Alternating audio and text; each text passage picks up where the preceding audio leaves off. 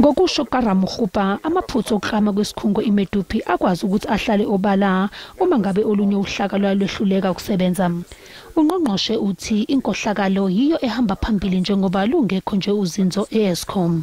It's embedded in the design defect.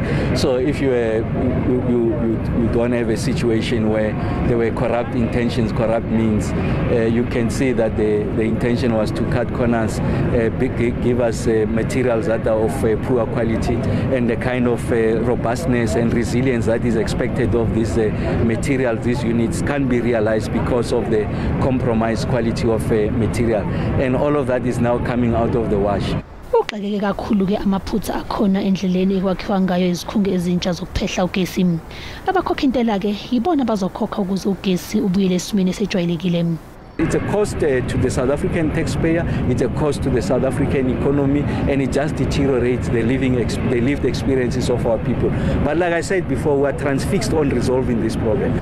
Ngokusho kukangqongqoshe, ingxenye ye-Medupi eyaqhuma ngo-2021 ingase iphinde isebenze ngo-2025 emva kokulungiswa kuzobiza izigidi zamarandi.